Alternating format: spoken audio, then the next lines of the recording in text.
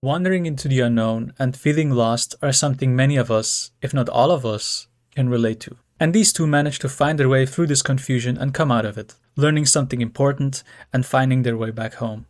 But what really just happened here? Who and what did they just stumble into? There are lots of explanations, whether they entered something like Dante's hell, or that the lake they fell into made them slip through a spatio-temporal vortex. So what I want to offer is my attempt at sharing reflections on the Jungian psychological perspective of the symbolism this transformative journey depicts. Let's start from the beginning. Wirt and his brother Greg are walking lost in some dark woods, which Wirt, upon realizing, despairs over. Greg, somewhat uncharacteristically for a child, does not seem to be worried and knows that they're on their way back home. His concern lies more with figuring out the proper name for the frog he adopted and listening to a talking bird. Wirt can't believe what he is witnessing, and would rather just not deal with the absurdity of it at all, and tries to talk himself out of having just offended the bird who offers advice.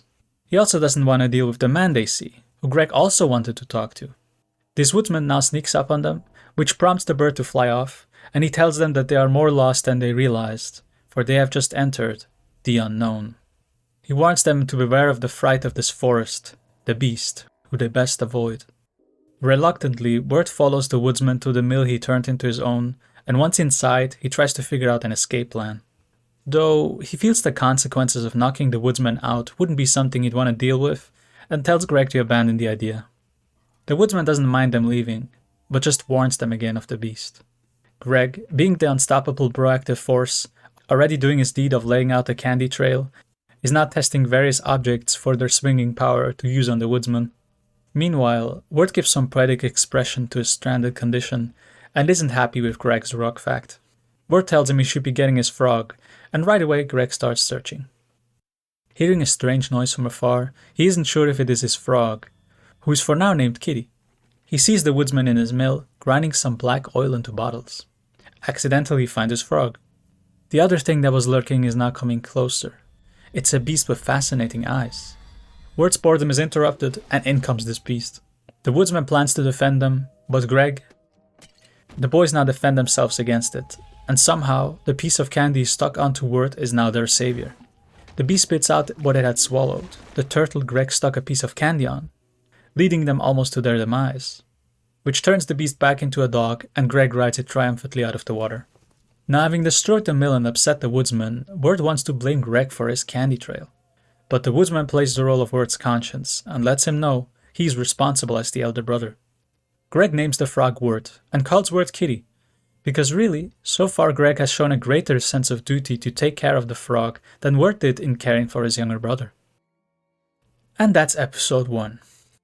I thought I'll give a synopsis of this episode since major characters are introduced. To give some understanding to the meaning of the things we have encountered so far, what is happening in this story is that, through being barely conscious in the lake, they have entered the world of the unconscious and are experiencing things within their psyche in a dream state.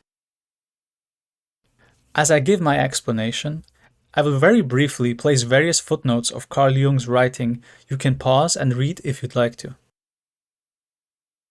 If we look at the whole story as a fictional world, despite it very directly drawing a line between the waking and the dreaming world, though with some anomalies we will explore later, the meaning of them entering the lake is a very common motif. Water itself is probably the most common symbol of the unconscious itself, and that is where they have fallen into. I will for now mainly focus on explaining things from this perspective, that, essentially, what is being shown in the story is a reflection of Wirt's unconscious. We could say that it is also the unconscious of Greg, or even the frog, but I think we can all agree that something about Greg does not make much sense.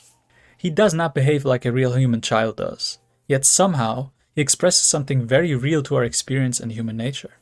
Without having a concrete explanation for him yet, from the point of view of Jung's psychology, Greg takes on the role of the archetype of the self. This probably doesn't tell you very much by itself, but it is an important contrast to make when defining the behavior of the psyche. So, if Greg is this self, then what is Wirt? Wirt is the ego, which is why he's so human and relatable. What exactly is the difference between the self and the ego, though? I think the best brief description I can give right now is that while the ego is the center of consciousness, The self is the center of the whole personality, encompassing both consciousness and the unconscious, expressing a symbol of wholeness. If you want to make a little metaphor, Greg is like a planet, and Wirt is someone walking on that planet. Or if you want to use Wirt's language, he's a ship lost on the vast and mysterious ocean. Both are part of Wirt's, or if you want to go meta, Pat McHale's psyche. But Greg is an expression of the wholeness of it, while Wirt is the conscious ego that is on the path of becoming more conscious of the wholeness of the personality. This would explain why Greg really feels so at home in the unknown, because the unconscious quite literally is his domain. He is the archetype of the child, expressed in all its paradoxical ways in the story. At times he knows common sense, at times he's totally irrational, at times he's aware of this, at times he has no idea. He contains everything in himself, and him dressing up as an elephant for Halloween is also fitting. Since he's the all-expressing symbol of the personality, he remembers and knows everything. Or at least sometimes does. In contrast, Wirt is very lost, because he's a human ego like all of us, that really has a very limited amount of things it can be aware of at any moment, and is easily confused and lost when faced with the paradoxical nature of the whole psyche, the feelings and experiences we go through. I hope this makes some sense so far. These ideas sound very abstract and are quite tricky to explain, and really can only be properly understood by our own experience of them, in the process of learning about our own psyche and becoming more conscious of it. I promise to provide more context as we go along in the story. The best explanation to make sense of this nonsensical character might come from his voice actor, Colin Dean, who says that Greg is the funny part. But first, let's also look at Beatrice and the woodsman. The woodsman is what often appears in our unconscious as the father archetype, who expresses our own conscience. He's father culture, if you will. In the Freudian sense, he's the superego, the voice of common morality. But of course, there is something shady about him going on. He at least reminds Wirt that he should be the one looking out for his younger brother, but other than that, this man seems possessed with a task we have so far not yet been illuminated on. Beatrice, while not Wirt's love interest like the Beatrice in Dante's Divine Comedy, does play another role in the world of Wirt's psyche, something which Jung calls the anima. In this world where we have to adopt a certain persona, often based on who we are born as, Jung observed that in the unconscious there often appears the other contrast, and expresses the unconscious personality, and like in this story, sort of functions as a guide, although sometimes a misleading one. While the self is also an expression of this unconscious personality, there is not really a gendered quality associated with the symbol, as it expresses the entirety of psychic reality, even our animal nature. Though actually, this might be separated from Greg's humanity into the frog here. Our nature isn't reducible to one single fact, and during the process of discovering it, the opposites are differentiated and then synthesized. Anima is Latin for the word soul, so essentially, it is part of our personality that has not been able to live, often because of outward circumstances. Whether it is a neglect in our upbringing or other sorts of trauma, there is an inner world that we seem to not be able to express in society, which someone like Wirt is trying to give life to by creating his poems and playing music. Really, this is the only way to cure oneself from this inner split one experiences, which, considering it seems like Wirt had his original parents' divorce, gave him a traumatic wound he is yet to grieve. Now, he can heal his heart again by giving expression to his emotions, following his passion and curiosity. But Wirt is sort of stuck, which Beatrice, for now, pretends to be as well, and upon getting saved by Greg, is now honor-bound to help them find Adelaide, who could get them both home. But Wirt wants to go to Pottsfield, and he's now getting into trouble with the deceased citizens of Pottsfield, and keeps feeling like everything that is happening to him is not his fault. He blames Greg for getting him into all sorts of trouble, over and over. So there is something that just is off about him and his relationship to himself, reflected in the woodsman. For now, the trio gets into little adventures on their path, which shows Wirt's personality reflected in the world at large. He even considers to just stay in Pottsfield. He really is just trying to escape everything. Beatrice makes fun of him in front of Greg, showing him how much of a pushover he is. Wirt does not take any meaningful and decisive actions on his own, but tries to go the path of least resistance, like listening to the small demands of what others tell him to do in order to not meet anything conflicting. But once they find a school, which Greg is totally not down for, Wirt now stubbornly resists Beatrice telling him to leave the school. He's now showing his resolve, but in opposition to his own soul. And really, this school is a soul-crushing one. Sure, Miss Langtry is not so bad, as much as she should deal with her personal issues first. I mean, come on, lady. But once Greg brings in the rascals not going to school from outside to lighten up the mood and play music, they are shut down by her father, who can't accept learning in any other form than he desires. Shut down is the right word. This school doesn't seem to raise children into real and free human beings, but raises them like a farm and treats them like animals, demoralizing their efforts, even though they learned very naturally by having fun with music. The father, needing his results and having no patience, is probably just someone who never got anything, reflected in his need to puff himself up, and more so, in the fact that he sleeps outside under his jacket, overly sacrificing his well-being so the school won't go bankrupt. They steal the instruments back, and set up a nice concert to fund the school, to the father's surprise. Things almost go wrong with a guerrilla attack, but luckily Wirt never tied his shoes and overpowered him. Turns out it's Miss Langtry's boyfriend. Back reunited, the father shows having been moved by them, and actually also by Greg's Potatoes and Molasses song from earlier. Finally, Wirt ties his shoes like he was going to, which he got interrupted at in the beginning over and over by Beatrice, but they now achieved a little peace and she tells him to tie it. Their conflicting dynamic is a sort of result of Wirt's limited persona he had to adapt with, meaning that his soul often had different intentions. But because of the powers of the world around him, he's now in conflict with this other side in himself. This dynamic is often also lived out in the waking world in romantic relationships, but that's a whole other story. It's not really a thing peculiar to Wirt either, but a symptom of the current state of our species, hence we can relate to Wirt and his troubles. Next up, they find the Dark Lantern Tavern in the night. Inside, everybody seems to have their own peculiar title and role. Though, she as his soul doesn't have room in that picture, since Wirt has to adopt a simple persona, if we go by what I said earlier. He doesn't have something to describe himself as, so the world tries to tell him who he is. At first he's unhappily titled the Lover, which holds a certain irony because this normalizes his pursuit of his soul. But they don't like the bird's lofty quality, good or bad. They're mostly happy with him being the lover because it would involve them all into his marriage plans. But there are no plans, so he gets a new title, the Pilgrim.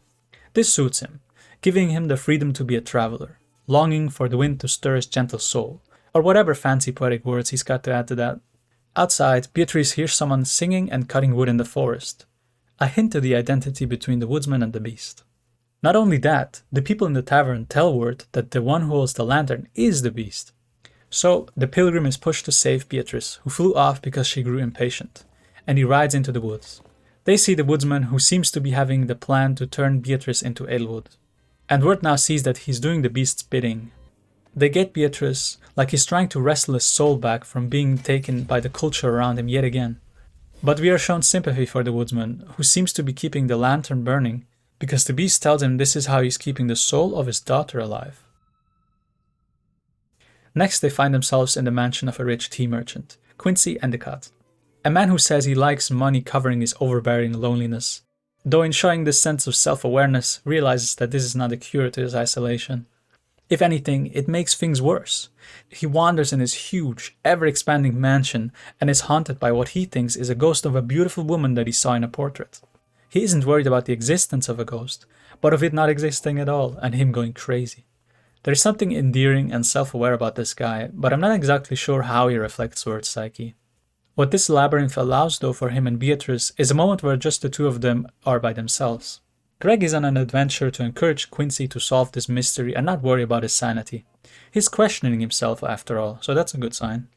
Wirt tries to get her to open up about her backstory, hearing that she had been human before, and she tries to put it back on him to get him to open up about how he feels.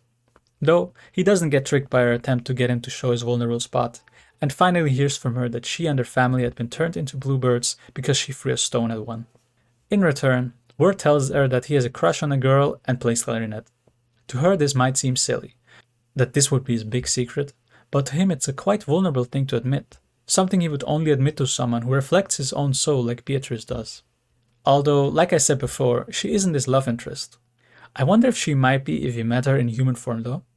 In any case, she is someone who he can find something vulnerable in.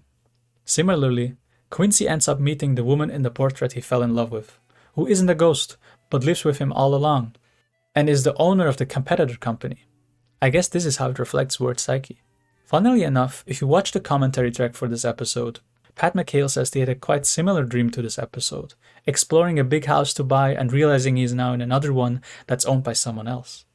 Greg gets his 2 cents in order to ride the ferry for being such a fearless explorer, but somehow he feels he has no sense at all, and hence sends the cents flying down. I guess this is one of those moments where Gregory shows some self-awareness about his rather irrational behavior, but I'm not sure why he would throw these cents away outside of not having sense. Perhaps he feels undeserving of being rewarded so early into the journey? So, for now, the value of these is thrown deeper into the unconscious. Maybe he doesn't like money? I don't know. Moving on. Here we now get to see more of the relationship of Greg and the frog. In a sense, he's an example of the potential good relationship Word could have towards Greg. He's very supportive and caring for the frog Benjamin Franklin, but he also worries about his wild nature among the fancy frogs surrounding him. In a way, this is what makes the frog so special, that he's someone who does not fit in. And well, this is soon to be revealed after they are getting into trouble for riding the ferry without paying a ticket.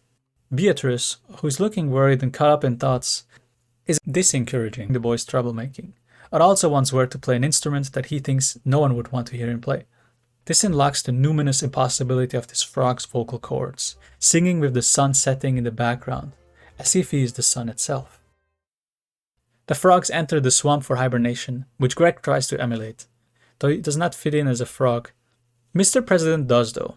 He has now gotten the appraisal of his fellows, even giving him the honor of wearing socks. Greg feels betrayed, but also won't try to turn the frog away from his newfound surroundings, giving him the freedom to choose who he wants to be in this life. Greg is, even though he's a kid, really an example of what Word could be like, and this is fitting with the archetype of the self expressing something that the ego is potentially able to do, but not if it doesn't learn to see it as an example and ideal, which clearly Word doesn't at this point. Beatrice tries to convince Word to not go home and not visit Adelaide, and as they go to sleep, she flies off. Word notices and pursues her with Greg, and we see Beatrice entering Adelaide's home. Turns out that Beatrice was just deceiving Word and Greg by fulfilling Adelaide's request for scissors that would allow her and her family to turn back into humans. Although she thought Adelaide just wanted some yard work done, she wants a child servant fully in her control. Beatrice now offers herself as a servant to spare Word and Greg. They both enter and get caught up in her yarn, but Beatrice opens the window to let the night air in and gets her to disintegrate. I think Adelaide experiences fresh air as a poison because she exists entirely in an air of deception and corruption. So the positive nature's air is deadly to her. Who knows what her backstory is, but if there is one, it probably was not a healthy environment. Word and Greg run off, and Beatrice feels regret over having deceived the boys, even though she didn't entirely know the gravity of the request, and wanted to offer herself as a sacrifice. Betrayed, Word wants to only distance himself from her, not even interested in hearing her out. He is protective of his way, and trusting his soul seems to only lead to a heartbreak he couldn't endure at this point. Following one's soul does seem to mislead us at many points in time, gets us into trouble for trusting someone and opening our heart, and so often we shrink back and only build stronger walls. But to Greg's surprise, Benjamin is back to continue being Greg's student. It seems he didn't like all the praise he got, and wisely chose to follow the more noble path, despite already having reached the peak of success and honor. On the way, lost and confused, all Word wants is to get away from Beatrice and her betrayal.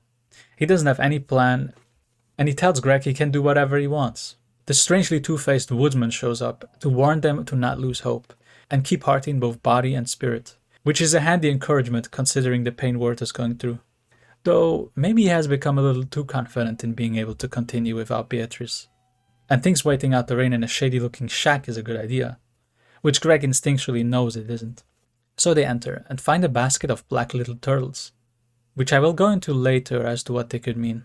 They also meet Lorna, who isn't afraid of them even if Greg tries his best to convince her that they are here to burgle her.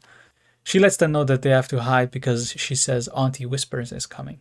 She arrives and they almost get caught, and the boys see that she's using a bell to control Lorna, getting the truth out of her and making her work. In a way she submits to this, though we don't know much yet. But Lorna takes the words out of Word's mouth, who is wanting to escape. In both of them stirs a romantic feeling of law-breaking love, as love so often can be. The frog makes his way to the attic where Auntie Whispers is sleeping, and Greg follows him. They They both wake her up and are being chased, so she tells them to not go into that room, because there the evil spirit lurks who will bring them into actual danger. Lorna is the one vulnerable to being possessed by it, and Greg says out loud a typical phrase to point out this misconception of who was the evil one, and Wirt takes Greg to escape. They run into the water, and Greg does a quick teleport because he's Greg, and earlier already noticed that the frog had swallowed the bell, with which they can now command things. Greg's plan to turn the evil spirit into a magical tiger probably isn't the smartest one, so Wirt takes over and tells the evil spirit to leave Lorna and go away. Now, I know this might be a hot take, but I don't really buy it that this would make Auntie Whisper simply into someone who tries to protect Lorna from herself and is just a little skeptical of getting outside help. Because the first question I'd have to ask is, why didn't she use the bell to get rid of the spirit? Sure, maybe she didn't know it would work, or she didn't want to risk being in front of Lorna while she was possessed. Who knows? Though I think she had her own reasons for not setting Lorna free and making her dependent on her. Also, why is Lorna vulnerable to being possessed by an evil spirit in the first place? I think ever so often, curses, evil spirits, and so on actually mean trauma. Various unhealthy situations that could never be processed and talked about. I mean, trauma is quite literally what it means to be haunted by the past. In any case, I think her starting to cry once she realizes that Lorna is no longer possessed, in fear of Lorna now leaving her, is a clear reason for her not to help Lorna root out her problem with the evil spirit. I don't think she's innocent, and even now she continues manipulating Lorna to stay with her, who just has too good of a heart to say no. Though clearly she wants to leave, saying that she hopes that she will see Wirt and Greg again in a quite hopeless tone. Her being old and weak is not enough reason to just keep Lorna stuck in her shack. Lorna should be allowed to be free and go where she wants. She doesn't owe her time and energy to Auntie Whispers. Auntie Whispers better pay up if she wants Lorna to take care of her. And not just pay in turtles, which I mean, she doesn't even fish up, the fish does that. I don't think it's wrong not to expect much from Adelaide's sister, even if she warns the boys against her. Speaking of the fish and the turtles, it is something I still can't put my finger on. The fish role is going to become more central later on, but for now, it's something I'm not sure about. As to the question of why would the frog swallow the bell, I think we could say that the bell, emitting light, is a symbol of consciousness. So in a sense, a higher awareness of something, which she uses to manipulate Lorna, while the boys make proper use of it by using it to expel the evil lurking in darkness, which really, awareness of it is the only way to root it out. This doesn't really answer the question of why the frog swallowed it, but because the frog and the bell shows up again later, I will go into it at that point in the story. Now, let's look at the episode that I will probably struggle to make sense of the most in this short time I give myself to reflect on this show. Wirt is very, very down now, still feeling betrayed and lost, while Greg as usual tries to keep the spirits high. In a way, he knows that in this world, you can't get yourself to be demotivated by it, especially not in the face you show to it. Wirt doesn't feel the pressure of the world around the younger Greg, so he just lets himself be depressed. But for Greg, he's surrounded by someone older than him, so he has no choice but to show the happy face. I think all this probably isn't what is going on inside Greg's mind, who, again, is in my explanation here playing a role in Wirt's psyche, but I do think that's kind of what he represents, especially considering what follows. Reaching land, Greg wonders what to do next and asks Wirt for a plan, but Wirt doesn't have one, and that puts Greg into the position to fill these big shoes. Wirt doesn't want to deal with any of his problems, and just blames Greg and makes him responsible, just like it is so often in our world, where we don't actually blame those who had the responsibility to take care of things, but just put the hot potato into the newest and weakest link of our species' hands, as if it's their problem to fix now. Wirt simply repeats this pattern, pretending like he has no time to help himself because he had to help Greg, and now blaming him, even though Wirt barely stood up himself to decidedly find a solution to his problem. Wirt gives up. He entertains no possibility and chance to be able to learn and figure out a way to continue on at all. But Greg takes on this burden of guilt and does something that is really the unsung saving grace when it comes to the complexity of our life, namely, to ask for help from a star, or in other words, use his imagination, or in other words, consult the unconscious for assistance. So often we think we are the only master in our house, but that's not the case. The ego is but a small spot in the whole house of the psyche, and so Greg asks for a saving dream to help him out. His dear request to the star, and threats to pull down its pants, is heard, and he now receives an invitation to Cloud City, where he is received as a guest. This gives us a glimpse into the inside of his experience, which contains strange representations of the things around him. Doesn't this look like a mix between Word and the Woodsman? Anyway, he gets introduced to a bunch of groups of three, all representing something important and lofty in Cloud City. But then there's the fourth, and we all know that nobody likes the fourth. And continued on is the harmony of the three and celebration. But just like the Dark Cloud was the fourth, Greg also fits in as the fourth into this picture, and bumps up against the gate and now forced to deal with it. Now, to properly explain the meaning of this, it's best we directly consult Jung again. In many cases throughout all of the world, the number 3 and 1, or 3 and the fourth, is something that often makes its appearance. What I think is the most succinct explanation I can muster about these, basing it off Jung's comment that the appearance of 3, or triads, being an expression of the development of consciousness as part of a current process, while 4, or quaternities, expressing the wholeness and goal of that process. And I think this is reflected in this story as well. Consciousness, in its development and process of becoming aware of ourselves as subjects, has to go through a process of differentiation in order to do so. Otherwise, there'd be no self-awareness at all, but simply an unconscious collective identity, not making the distinction between me and you. In a way, this emerging and differentiation gives rise to the number 3, expressed not only in the repeated appearance of the groups of 3, but even in the clocks being stuck on 3. If consciousness differentiates itself from something else, it would posit that there must be a corresponding contrast it differentiates itself from. This is expressed in the opposite group of 3 coming out of the North Wind region of Cloud City. Calling it the North Wind also expresses this 3+1 pattern with the 4 wind directions. This is the part of the psyche we are trying to differentiate ourselves from, but like mentioned before, synthesize ourselves with again. And to go into what that truly means is way too vast of a topic. Just like the wind that Word describes him and Greg being lost leaves in, this wind is the same one causing trouble for the ego it tries to find its way and differentiate itself into its own entity. The fourth, or the wind, comes upon us like a cruel fate that impedes us from achieving the things we try to achieve with our will. That is why it is such a genius move for Greg to consult the unconscious, as much as this seems like an absurd fantasy to a rationalist like Word. Because if we learn to get into cooperation with it, we unlock possibilities we never thought we could. To reach a point of harmony in that dynamic is a long and treacherous path, and like Greg, this restless corner of the psyche is one he has to wrestle with. He manages to put the North Wind into a bottle, which for now seems like a proper enough solution. You could say he was able to overpower that restless part of the psyche and use his will and intellect to bottle it up. But of course, just like bottle up emotions, this won't be the final solution in the long run, but functional for now. He at least brings peace to the current state of Cloud City, the heavenly ideal of a free consciousness, and is honored by the Queen of Cloud City, who offers him a wish. The unconscious is in some sense cooperating to a limited degree, but of course, because the unconscious is still largely undifferentiated, it has contained in it all the opposites closely next to each other, and this heavenly wish and plan is intimately bound up with knowledge of what the beast is up to. She tells him that Word's fate, because he had lost hope, is now in possession of the beast, and that it would turn him into Edelwood. Greg does not like that, and like always, takes on the guilt and blame for everything that is happening, seeing himself as a failed leader, and uses his wish to offer himself up to the beast. Greg tells Word goodbye, and asks him to take care of the frog.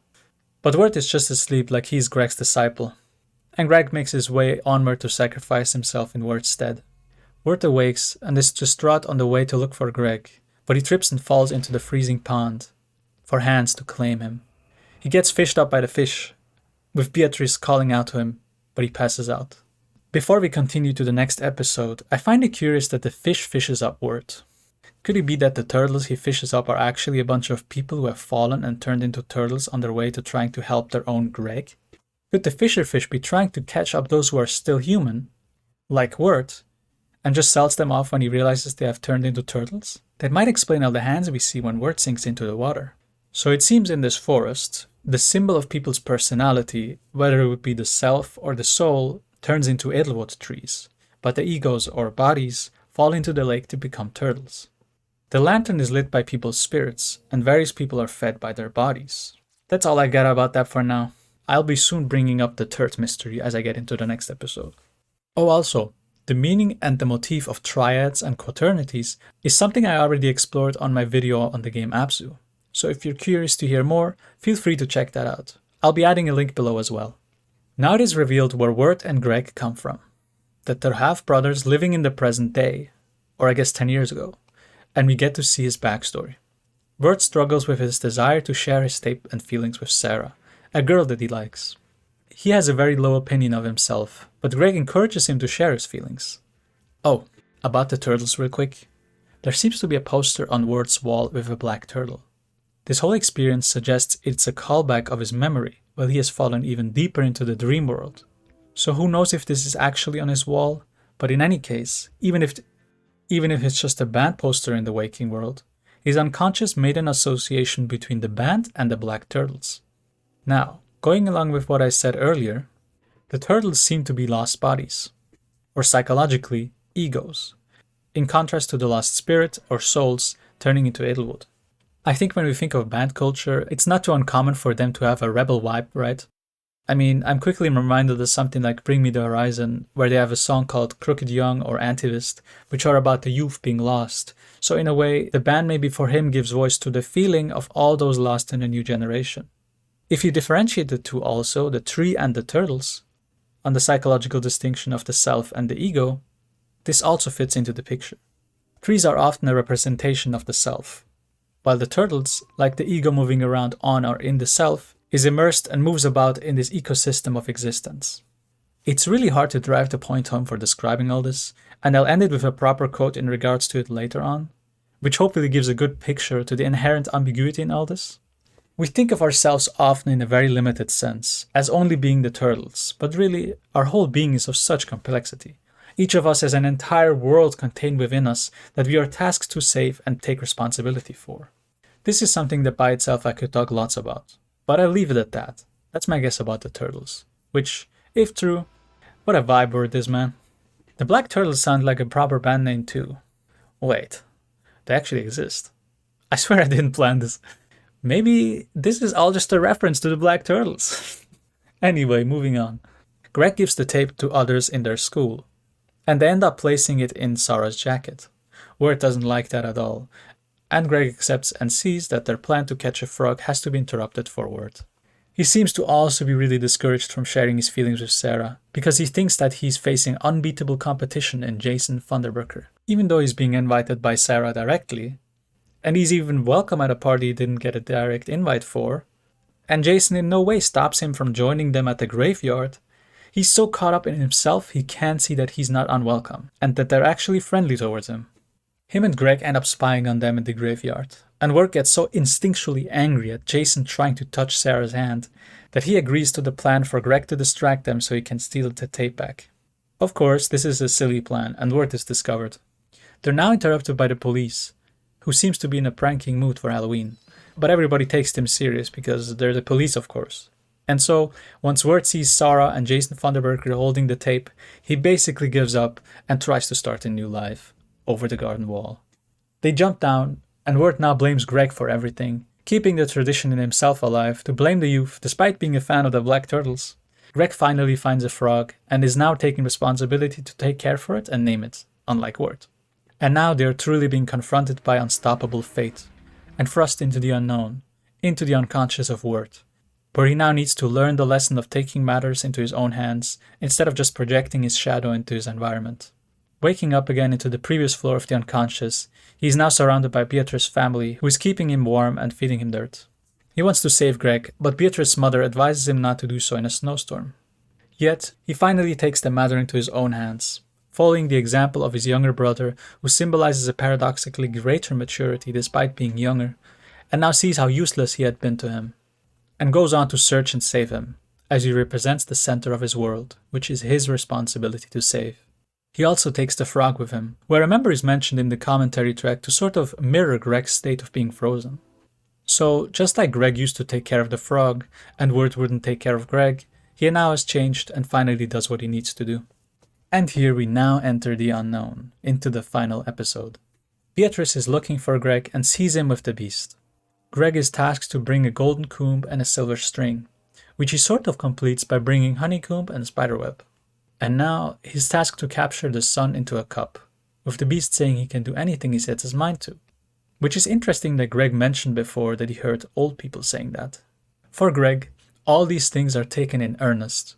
He truly is dedicated to making the impossible possible using his imagination, finding any way he can to reach whatever possible in order to fill the Holy Grail with the sun. For the Beast, these are clearly just absurdities or at best half-truths with which he wants to keep Greg busy with, and, in a more sinister way, have him stay still and give up in the snow. Wirt encounters Beatrice on the way, who is pushed away by the strong wind.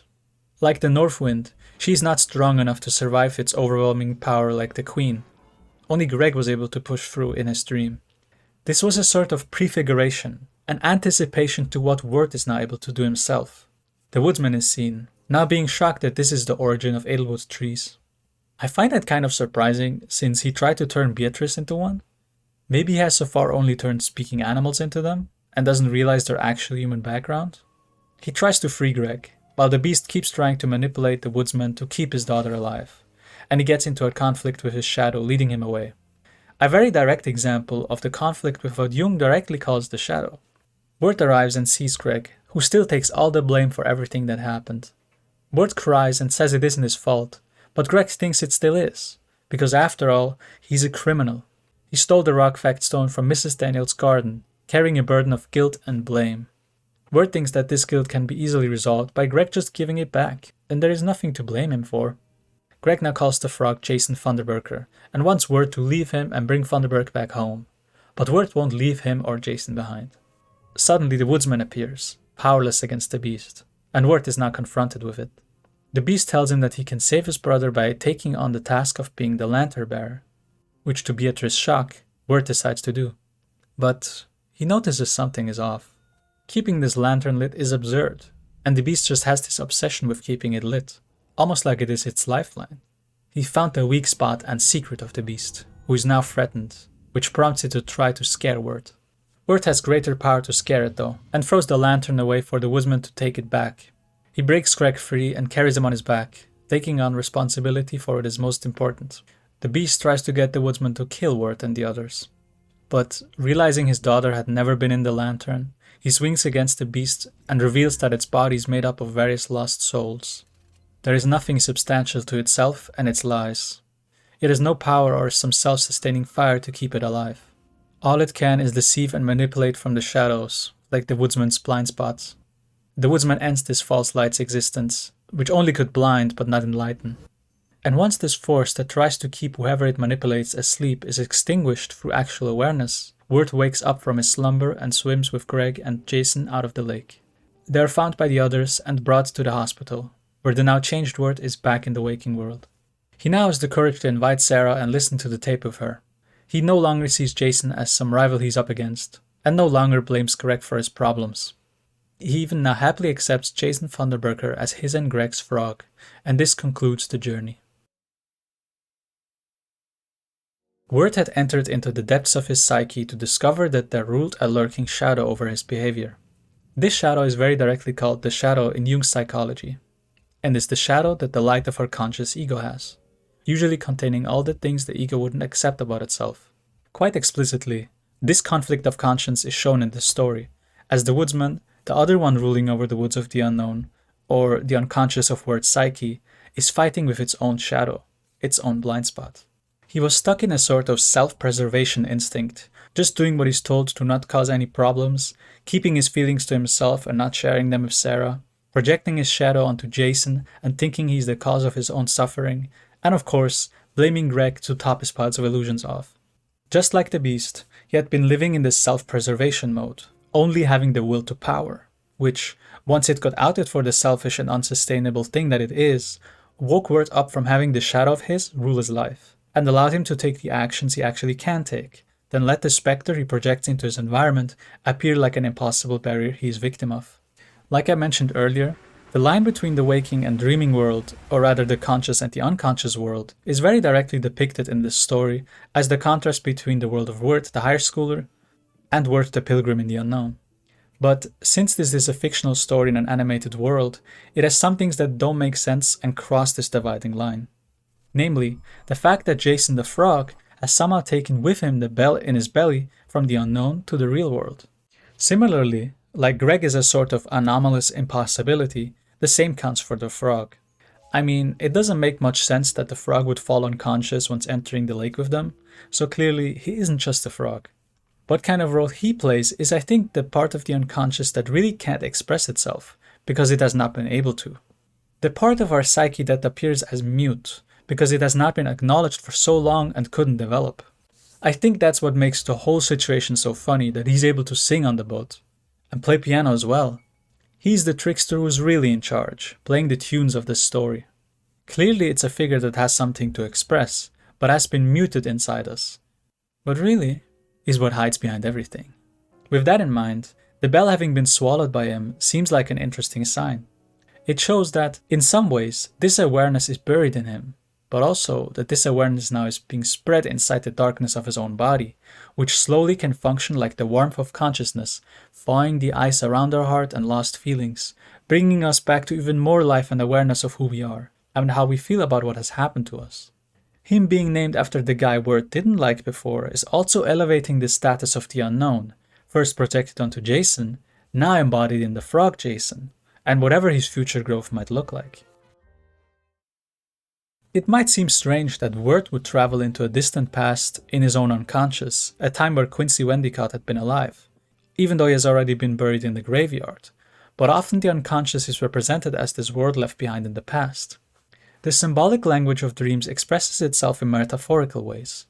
Whether Wirt knew consciously of Quincy or not is not necessary for the name to be used in his unconscious, because we take in all kinds of information around us, even without consciously picking it up.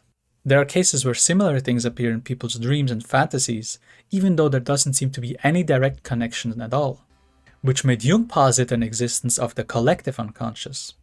I won't go into that too much here though, and I'll stay more so just on my thoughts on why Wirt would dream of old and dead things. If the feelings we experience in waking life can be called alive, then those feelings that fell into the unconscious would naturally be expressed as dead in the symbolic language the unconscious chooses. It isn't our rational consciousness that gives expression to the symbolic language we experience in dreams. Not at all. Our dreams are an expression of nature itself, not ruled by our conscious perspective. The most conclusive thing Jung could say about dreams is that their function is to compensate the conscious attitude. They are trying to express something that wants to become acknowledged by our consciousness that we do not know yet. Most of the time, these things are impossible to understand, but our experience of them through getting enough sleep is often the real important part. They are very slow to reveal anything, and it seems not worth it at all to investigate into them, but it requires a lot of patience. A symbol does not disguise, it reveals in time, Jung once wrote. The woodsman now returns home. It seems that his guilty conscience had been about losing sight of his own daughter, or perhaps not wanting to accept that she would go somewhere on her own. And he kept himself wrapped in delusions for years, wandering the forest to try to absolve himself of his guilt by not having to face it. And in this way reflecting Wirt's guilty conscience, who also didn't want to face dealing with someone younger he should be responsible for. At the beginning, the woodsman was really projecting on Wirt, telling him he should be responsible for his brother, while not actually being responsible towards his own daughter. The state of projection is also the state Wirt was in. Maybe the woodsman was also struggling to accept that he didn't want his daughter to leave, like Wirt didn't want Sarah to be with Jason. Beatrice is now back with her family, having turned into humans. And as much as she had been guilty of turning them into bluebirds, I wonder what even motivated her to throw a stone at one in the first place. I imagine she doesn't feel very seen in such a big family, and longed for a kind of freedom, one that Wirt really looks for as well. But out of envy for the freedom of a bird, she threw a stone at it, and got herself caught up in guilty troubles. Maybe, in a sense, this is how Wirt's soul feels, but claims his freedom the wrong way and got punished for it. And what can be said about Greg and his rock facts? There is something curious about him trying to express some facts that he himself also knows aren't true at all. It's almost like he's experimenting and playing with the truth, which I think one has to do in order to get to it. Like when he uses his imagination to think of solutions, instead of giving up hope and assuming he knows what all of reality and its possibilities already are. We live in a world with such a profound amount of knowledge, with statistics and studies and viral factoids about all kinds of things, though it seems that all that stuff isn't as simple as we wished for it to be. In the face of all that, we forget that each one of us is a perspective and a laboratory of its own to figure out what is true or not, especially when it comes to psychology. And the truth thus being still unknown, It is secret, hidden in Mrs. Daniel's garden, which he tried to steal, leading him to feel guilty. So instead of trying to snatch the truth some easy way, he places it back in its secret spot, to be one day discovered in its objective form. It also exists in a sort of intermediate state between the known and the unknown, because in the introduction scenes has this dark vignette, like the scenes of the unknown, despite being in the known world of Mrs. Daniel's garden. Wirt, as his next milestone, still has the journey to open his heart and regain his soul ahead of him. For now, the scope of Wirt's growth has lit up the first half of his psychic horizon, but not yet rounded him into a full person. Maybe that will come to fruition one day, who knows, considering Greg is such a profound prefiguration to Wirt's potential. I think that's as far as I can go in my video about this modern fairy tale. I had watched the show a few years ago for the first time, because a friend recommended it to me. I know that many have seen this on Cartoon Network growing up, so I hope I at least did justice to it with this video. It is my intention to go more and more into symbolical works and write my reflections on those, because these really are my specialty. The road there is a complex one, so I decided to focus on a variety of stories, rather than jumping into the symbolic ones right away. I am glad that this one has been one I got into as a sort of introduction to all of it. I already made a video on a rather symbolic story with Abzu, but Over the Garden Wall is a story where giving expression to it has taken a lot more contextualizing of the psychological theories in comparison. And really, I think there could be a lot more said on it. Just to bring something up that I just ended with, the fact that Greg relates the rock to facts or truth could be by itself compared extensively when comparing it to the Philosopher's Stone of the Alchemists. This could deserve its own video entirely. Though, as I'm currently focused on making these reflections on a variety of media, giving myself a deadline on each project, I will have to content myself with these attempts at describing the ideas and meaning expressed in the story. What comes in the future is still on the horizon, and I plan on making in-depth videos where I basically drive myself nuts by obsessing over various details for a long time at some point. Symbolic works are very different from those that don't go such lengths to express something ambiguous and irrational. Jung categorized these two, with the first one being visionary works and the latter being psychological works. In visionary works, it feels like you stumble on something that isn't easily grasped, and all you can recognize are these individual islands of meaning. It's hard to say how they're related and connected, but each has a fascination of its own. In psychological works, the whole thing seems to be contained in one big island, properly reflected and made conscious, but often less deep. Though, I think in any story that has enough detail, one can find little islands to be fascinated by contained in it, but in visionary works, this is the default state. Finding the red thread that would encompass the whole picture is a tricky one to find, and often, even once it is found, it's still not something that can be encompassed in a simple rational explanation. It's like we're circling a big tree that has all kinds of nuances and contradictions, and can be looked at from various angles. Yet, there is a meaning expressed in this paradox, and really, this multifaceted view of the world is more truthful than any simplified one, even if it can't be grasped in its fullness. I think I'll end this video with a rather long quote from Carl Jung's Archetypes of the Collective Unconscious, since it really expresses this ambiguity in a way that does it justice. Whether the concepts might be hard to follow and not easily distilled into a bottle, with things like the ego, the shadow, the soul or anima, the self, concepts are just concepts. What fundamentally matters is this. Not for a moment dare we succumb to the illusion that an archetype can be explained and disposed of. Even the best attempts at explanation are only more or less successful translation into another metaphorical language.